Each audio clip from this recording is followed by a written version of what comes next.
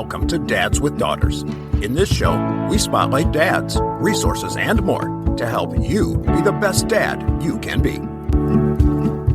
Welcome back to the Dads with Daughters podcast, where we bring you guests to help you be active participants in your daughters' lives, raising them to be strong, independent women. Really excited to have you back again this week. And every week we're bringing you guests to help you think about fatherhood in a little bit different way. And today we've got a great dad with us. Tim Taylor is with us from out in San Francisco. He's got an adult daughter that we'll talk about because we always start our show talking about fatherhood, but he also has a podcast that we're going to talk about as well. Tim, thanks so much for being here today. You're welcome, Chris. And boy, I got to tell you, when you say great dad, that I got to hire you as my publicist, or at least have you talk to my daughter. Tell her great dad. I love it. Hey, if you're willing to, you dance out on the dance floor, have the tie wrapped around your head and all of that, you know what? That's all a part of being a great dad. It's just being engaged and in there, be there no matter what. So yeah, I'll tell you, I mean, that's just a part of it. Sometimes I get to have an opportunity to have a dad and a daughter on, and It's interesting because sometimes the stories that the father is telling are stories that he's never shared with his daughter. And sometimes that becomes kind of fun too. And it becomes a little revealing in many ways too. Now, I always start the show with some questions about you as a dad because I love to turn the clock back in time. One of the things that I love to do is you have a daughter that's in her 20s now.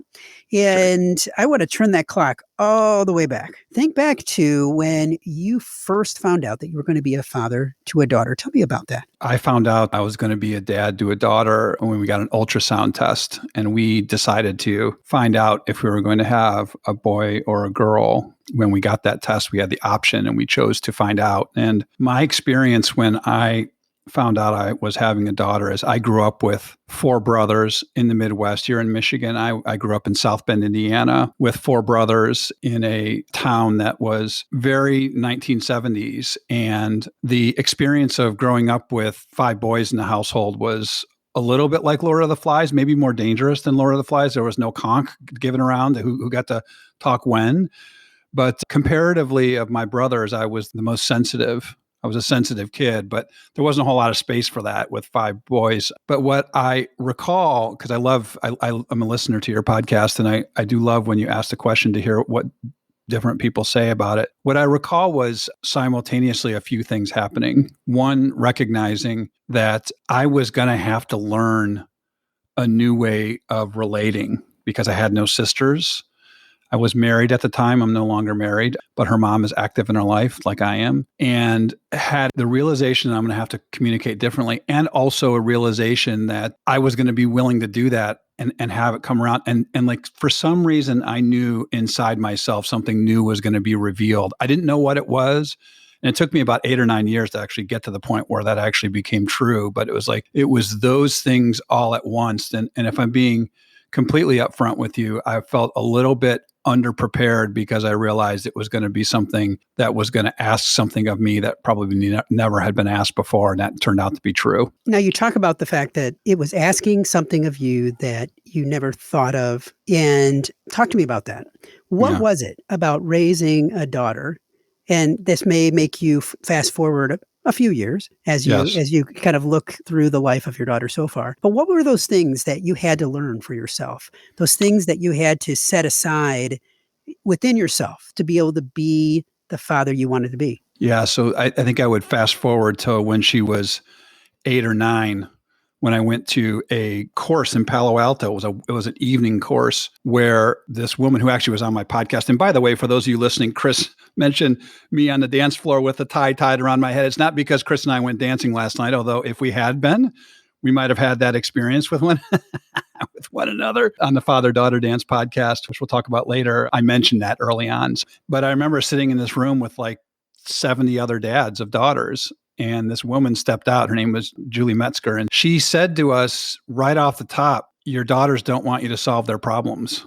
And it just blew our minds. It just blew my mind because up until that point, most of my relating with my daughter was about what's going on and how can I address it. Food, want to be tickled, or need a change, or whatever it is, all these things. And suddenly she's stepping into a world where she's 8, 9, 10 years old, where I just need this new way of relating. And it's like a little embarrassing, but it's the truth, like the vulnerable truth about me, Chris, is this way of relating is what is successful when relating with the feminine side of people in our lives who are often females, but not exclusively females. And when I grew up with a family of 5 boys, the majority of the work was around problem solving. So like, who has the biggest issue? Go solve that. The other 4 will figure themselves out.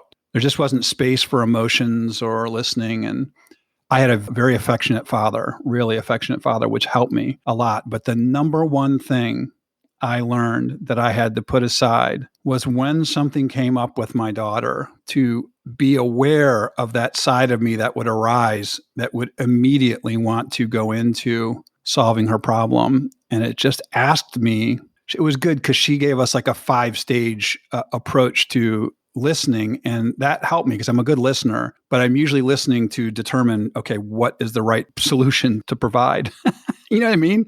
You know what I mean? It's just like, and so anyway, I realized there are these things that I have to put aside because, Chris, like guys like you and I, and like the men I listen to on your podcast, like the love for our daughters is like, a friend of mine said this once, at a cellular level. It's like so deep in us. And while it may not seem like a big deal to a lot of people, it was a huge deal to me for when she's saying something, is just to take a breath and just listen to it and let her continue to talk and realize that a lot of times she's just noodling through things or sharing her heart with me, and that what she really wants is to be heard and seen. And, when you have a lifelong upbringing of that being the approach of how the household was, and a track record of showing up in relationships with that as a thing is, and this may be a little deeper than you want, but it's like my childhood wound is I'm not enough. When I feel I'm not enough, I start to get anxious about stuff.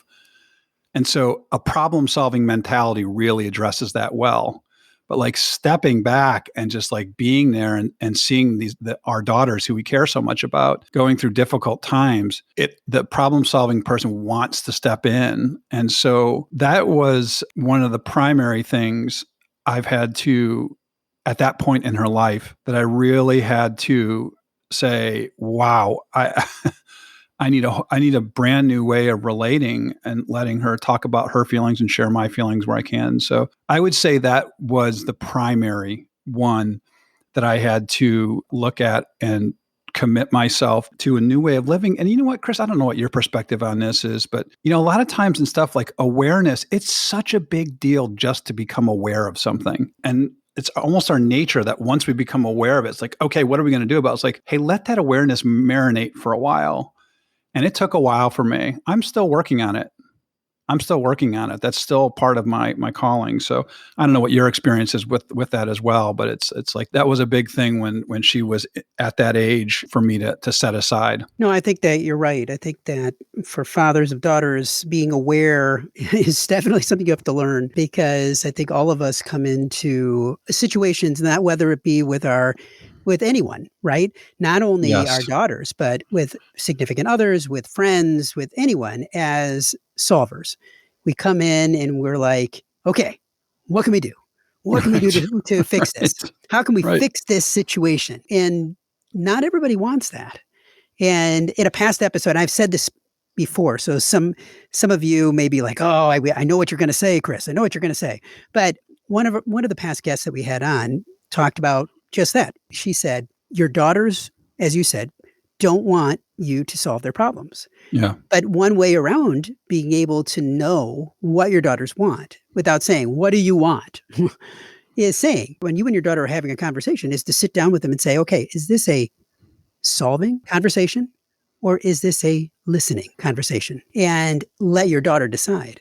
Yeah. Because by sitting down and having that, I had never thought of it that way prior to her saying that. But it's so true that I'll sit there with my daughter and I'll be listening and I'll be thinking in my head, okay, how can I help her? How can I fix this? And a lot of times you have to reprogram yourself to be able to say, no, just hear, just listen, be present, and don't think 20 steps down the road, because that's not what she needs. That's not what she wants. And you have to be willing to be able to change yourself, to be able to change as a father. And that's not always an easy thing to do, but you have to be willing to do it and do hard things as a father to be a better father. Right. And even when you talk about that, is it a solving conversation and a listening conversation? It's interesting because if I've never done that before, if I've never said that before, and then I say it to her, like sometimes she'll be like, what? What is that? You know what I'm saying? She's like, so I remember I said something to her once about, look, I'm really proud of you I said it really eloquently. Like, I'm proud of you for being courageous and taking the space and share your feelings. She looked at me and she said, Dad, did you just talk to your coach? I was like, yep, I did. I did. That's exactly what happened. But it's the calling on the confidence of knowing that saying those things like you're saying, it's just like if she chooses it's a listening conversation, then I need to show up as the listener. You know what I mean? And if I don't have that, if I'm developing that skill, it's just a more challenging skill than I ever thought it would be. For someone who's a really good listener, like I'm a really good listener, I can pay attention really closely, but it's like part of the listening is just laying back and letting her bring to me whatever she wants, whenever she wants, which is the first part isn't as hard for me. The second part is more difficult for me. You know what I mean? Like, she's going to talk about it on her time. One of the things you said just a second ago was talking about fear that you have within yourself, not being enough. Yes. You brought that up yourself. Now, I think it's important for us to, as fathers, to unpack our own fears. One of the things that I hear from a lot of dads is that there is a fear in raising daughters, especially if you didn't have sisters, if you don't have a lot of experience connecting to women in that way and young women in that way and raising and seeing how daughters are raised.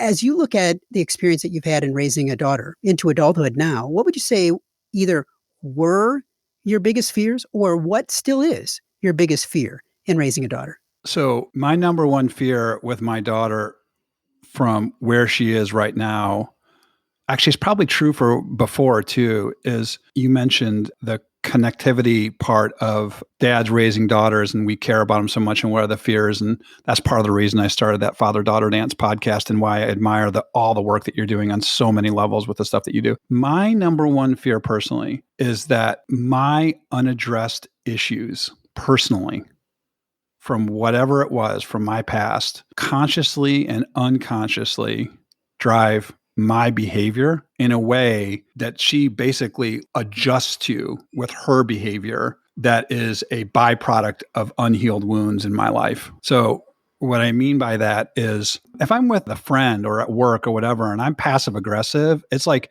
me as an adult, when someone's passive aggressive with me, it's actually not easy to deal with. You know what I mean? And a child has no chance to deal with someone who's passive aggressive. So if I'm passive aggressive in my past, she will develop coping skills around that, which will not serve her as she goes forward. And so my number one fear is that there are things I don't see or do see that are holding me back in trusting that she needs to have the dignity of her own experiences as a means to grow and expand her own life and go on her own path. I mean, it's like, what am I doing to ensure that whatever choices she makes, she'll be able to grow and learn from that? Because I cannot protect her from everything. A really simple example for me. Here's a super simple example. She played volleyball. That was her sport. So when she was like 12 or 13, she went, I can't remember. I haven't heard. Does your daughter play sports or anything like that? Yeah, I've got two daughters that both play soccer. And my oldest also plays golf. Perfect. So my daughter got into club volleyball. She did this for her first year. I'm not enough, right? That thing. I was so along for the ride in her first year getting into club volleyball that I was emotionally a little untethered as she was going through the experience. And I think that dads need to actually show their hearts to their daughters and that kind of thing. I think that's really important. But it's like, I got to step back and say, how am I going through this experience? How am I showing up? Because she's having her own emotions. And my job, as best as possible, is to keep myself grounded and provide her the space to be able to go through difficult things as they go. So that was when she was, 12 or 13. She went to high school. She did well. She played 2 years. She tried out for varsity, didn't make varsity, which was really upsetting to her.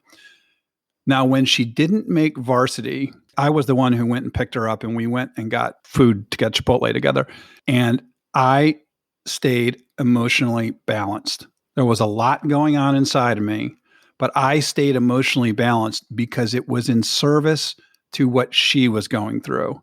You know what I mean? Look, I was disappointed too, but I was going to let her have that experience. And I didn't, and in that, I was trying to solve it when she was younger. What she went through in high school, I didn't even run to say things like, you'll get over it or any of that kind of stuff. It was just like, I am here to listen to you and hold this space for you as you go through this difficult time. And truth be told, when I dropped her off and then she left the car, I started bawling, right? Because I was upset and I had stuff held up. But it relates to an event that happened to me when I was a kid. I lost one of my brothers in my 20s, and my father was very, very upset. And he was understandably really emotional. And when I heard the news, there was no space for me to have my emotions. And it's something I had to learn from because I was I don't know about cold. I didn't know how to feel my emotions. And so that's the kind of thing where I can see a progression and say, hey, look, you are not only healing from these wounds, but you're doing it in a way where, to the best extent possible, you are not bringing more things into the relationship with your daughter now that she has to deal with. You know what I mean? It's like, I'm never going to be perfect. I'm sure there's things that I do that, upset her at times and that are when I wouldn't even say I'm not being my best, but it's just I'm being human and making mistakes. But that, as far as fears go, that's my top fear, because as dads, this is why I love what you do. This is how I got drawn to you and your whole effort. As dads, we need each other. We got to help each other, and we want to help each other because it's in service to, as best we possibly can, being the best dad for our daughters and giving them the dignity to be able to have the strength of experience to go face those things that may be other items on that list of fears. Will she get a job? Will she have a career? Will she get into a relationship? And all these things where it's like, I have these ideas of what I want them to be, but it's like, if I don't start with number one, which is addressing my issues, so I show up with her in a full heart and a open soul and a safe space, it doesn't mean that I don't call her out at times. I do call her out at times, but all those things are free of my childhood wounds as best I possibly can. That's a long answer.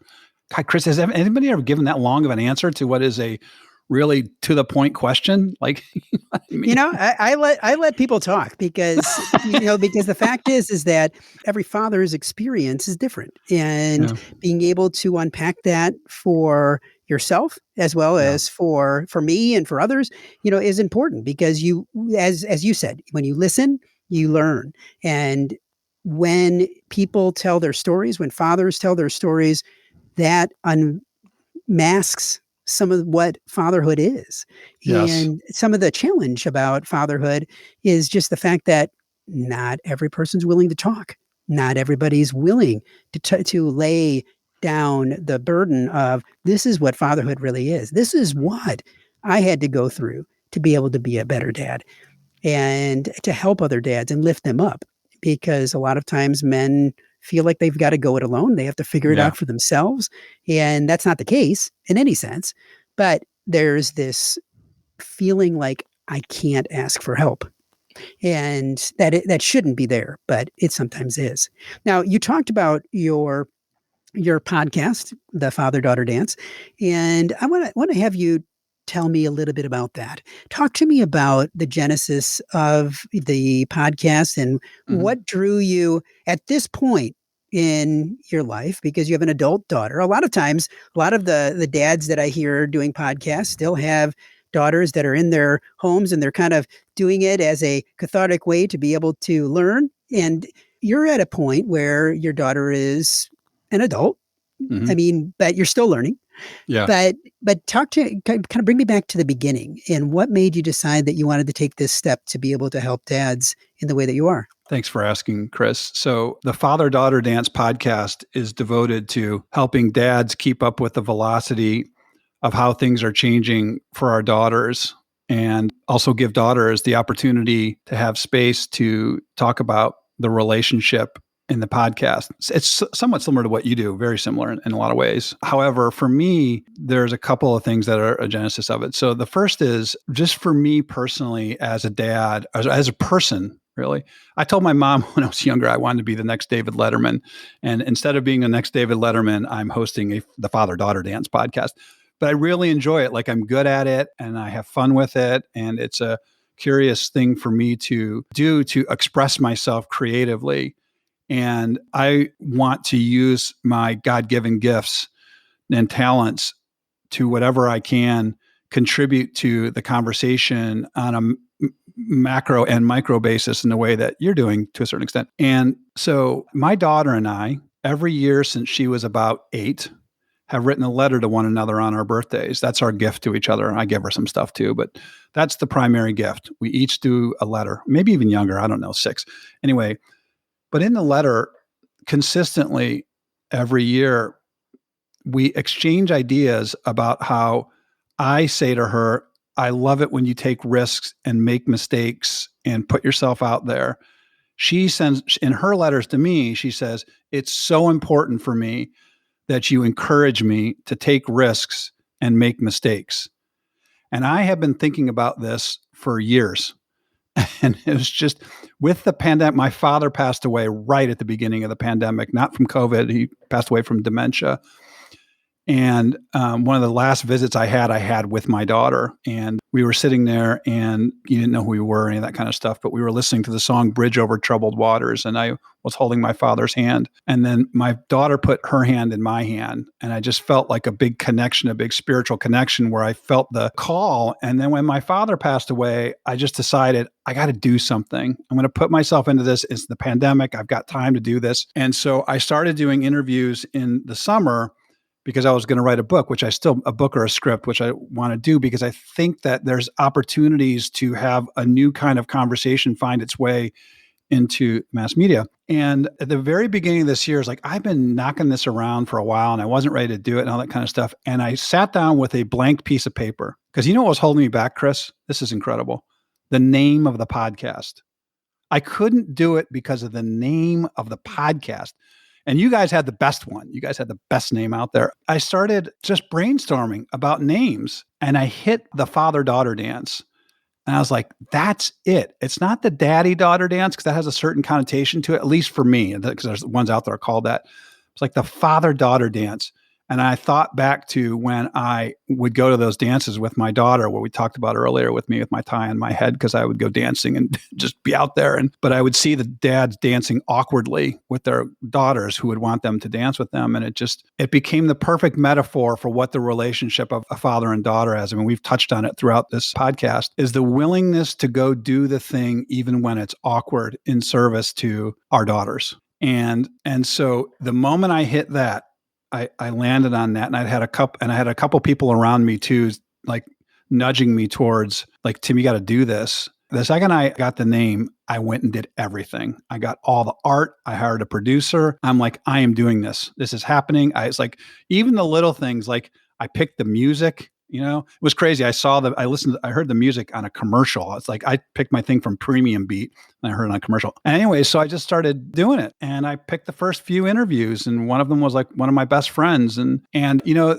just a quick story on it, Chris, because you're certainly good about listening and I'm certainly good at talking, which is a nice combination, by the way. My goal, and if there's dads listening and you are thinking about doing a creative project, even if it's named exactly what mine is named, it doesn't matter. My goal in it was to have micro impact on either people who are listening or people who are participating. And one of my first 8 or 9 guests on the Father-Daughter Dance podcast, which you can listen anywhere, Apple, Spotify, all those places. His name's Tom Sexton, and he battled stage 4 cancer and is a brother of one of my very best friends from high school. He's from the same town. And we had a conversation about it when we were talking about, do you believe there's anything unsaid between you and your daughters? And his daughters are in their 30s. And as we talked about it, he was like, yes, there is. There is stuff that I have not said to them about what's happened with me in the past. And Chris, he went and had conversations with his 30-plus-year-old daughters. And that made me so happy to play a small role. He came back on the podcast and then he's one of the only people I've had on twice just because he followed up and told the story of what happened afterwards. But it's like, I can't tell you how many, like I had one dad on who lost his daughter when she was an infant, went on to have another daughter with his wife and then adopt a new daughter. And he had never really told the story of everything about losing his daughter as an infant as publicly and as openly as he did with me. And he's one of my best friends also growing up. And then he got all kinds of people talking to him and sending him things. And that's the kind of stuff I have another dozen or 20 stories like that. Am I going to be a podcast that's going to be listened to by millions of people? The answer is no, it will not happen. But am I going to be someone who is out there trying to contribute to the conversation on a scale that's not equal to what you guys do, but is still valuable and important to me? Because on the backside, by the way, one of the underlying reasons I do it is because then I learn from the dads I speak to, because I've spoken to dads of all kinds and women as well. One woman who lost her father when she was 3 years old, and she told the story, and then I just learned from it.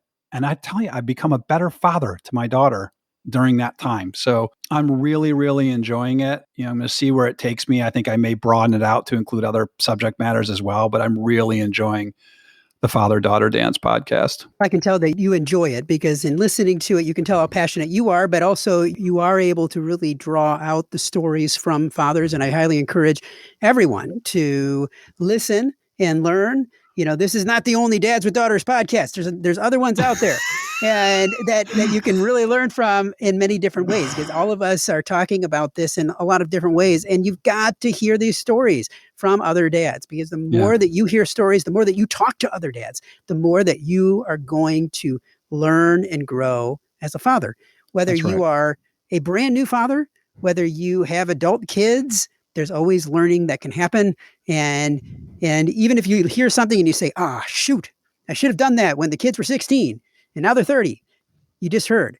It's not ever too late to talk to your kids about whatever you need to talk to them about, whether it's a failing, whether it's a joy, whether it's a, hey, I never told you this, but did you know?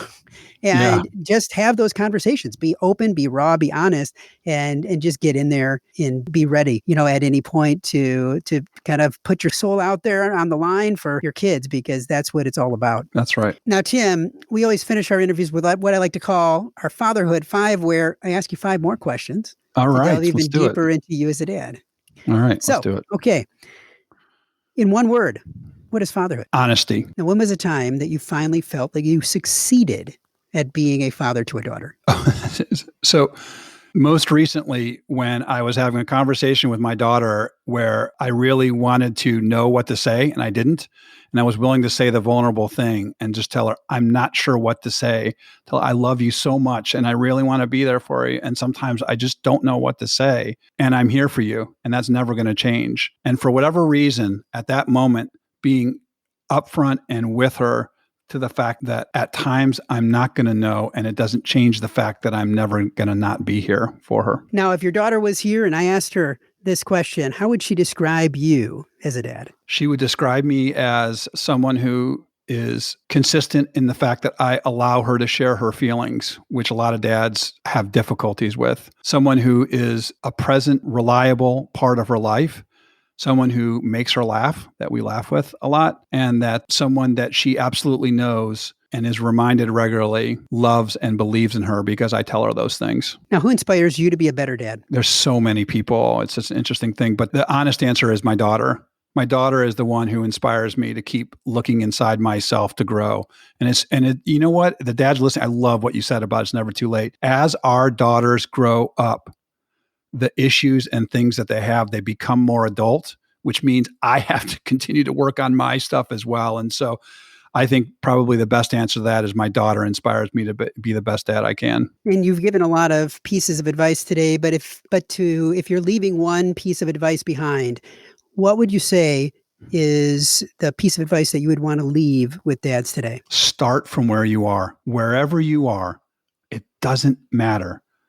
Stuff that I say, if like you hear it, I love what you said earlier when you said, oops, I should have done that when she was 16 and she's now 32. It's just like, have an honest, that's why honesty is so important to me. Have an honest assessment of where you are today and say, what do I want to do from here? And it doesn't matter. It doesn't matter where you are right now in terms of how old you are or how old she is if you start from there, you just make whatever progress you can on a day-to-day basis and get closer to the kind of father that, you hear dads like Chris and others are, because you can do it. It's not magic. Like, it is not magic. It's work, but it's not magic. And so that would be the number one piece of advice I would give. And if people want to find out more about you, more about the father-daughter dance, where should they go? You can search the Father-Daughter Dance podcast, and you'll find it on Apple, Spotify, Audible. You'll find it in everything. But even if you search the Father-Daughter Dance,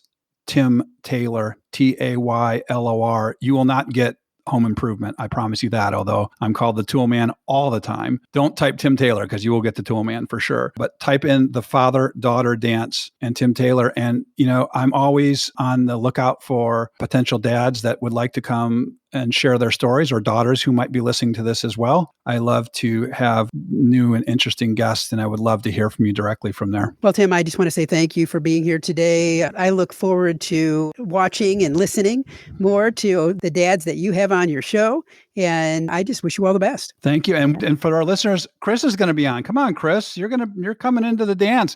We're going to check out Chris's dance moves. So he'll be on soon, and that'll be coming out. But I think it's just a higher calling that you do what you do. And it is truly an honor to have been a part of the conversation. And thank you for having me on today. If you've enjoyed today's episode of the Dads with Daughters podcast, we invite you to check out the Fatherhood Insider. The Fatherhood Insider is the essential resource for any dad that wants to be the best dad that he can be. We know that no child comes with an instruction manual, and most dads are figuring it out as they go along. And the Fatherhood Insider is full of resources and information that will up your game on fatherhood. Through our extensive course library, interactive forum, step-by-step roadmaps, and more, you will engage and learn with experts, but more importantly, dads like you. So check it out at fatheringtogether.org. If you are a father of a daughter and have not yet joined the Dads with Daughters Facebook community, there's a link in the notes today. Dads with Daughters is a program of Fathering Together. Find out more at fatheringtogether.org. We look forward to having you back for another great guest next week, all geared to helping you raise strong, empowered daughters and be the best dad that you can be. We're all in the same boat, and it's full of tiny screaming passengers. We spend the time, we give the lessons, we make the meals, we buy them presents. Bring your A game, 'cause those kids are growing fast. The time goes by just like a dynamite blast. Calling astronauts and firemen, carpenters and muscle men. Get out and be the world to them. Be the best dad you can be. Be the best dad you can be.